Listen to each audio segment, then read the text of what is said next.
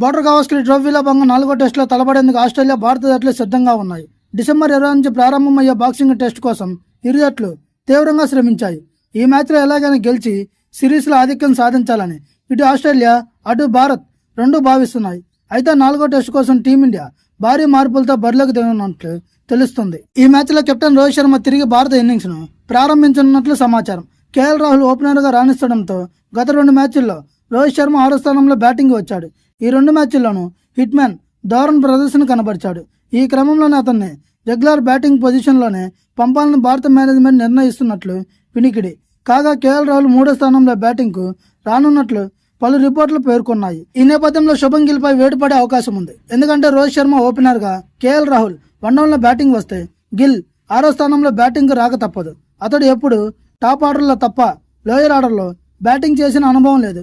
దీంతో గిల్ స్థానంలో జూరెల్కు చోటు కల్పించే అవకాశం ఉంది. మరోవైపు బాక్సింగ్ డే టెస్ట్ లో భారత్ 2 స్పిన్నర్లతో బరిలోకి దిగనున్నట్లు తెలుస్తుంది. రవీంద్ర జడేజా, వాషింగ్టన్ సుందర్లు బాక్సింగ్ డే టెస్ట్ లో స్పిన్నర్లుగా ఆడనున్నట్లు సమాచారం. యువ ఆల్రౌండర్ నితీష్ కుమార్ రెడ్డి పక్కన పెట్టాలని రోహిత్ శర్మ హెడ్ కోచ్ గౌతమ్ గంభీర్ భావిస్తున్నట్లు తెలుస్తుంది. నితీష్ కుమార్ రెడ్డి బ్యాటింగ్ పరంగా అద్భుతంగా రాణించినప్పటికీ బౌలింగ్ లో మాత్రం పెద్దగా ఆకట్టుకోలేకపోయాడు. ఈ క్రమంలోనే అతని స్థానంలో స్పిన్ ఆల్రౌండర్ వాషింగ్టన్ సుందర్ను అవకాశం ఉన్నట్లు తెలుస్తుంది. ఇక మొత్తంగా ఆస్ట్రేలియాతో తలపడబోయే టీమిండియా ప్లేయింగ్ 11 అంచనా ఎలా ఉండనుంది. Yashasvi Jaiswal, Rohit Sharma, KL Rahul, Virat Kohli, Rishabh Pant, Jurel, Washington Sundar, Ravindra Jadeja, Jasprit Bumrah, Akash Deep, Mohammed Siraj.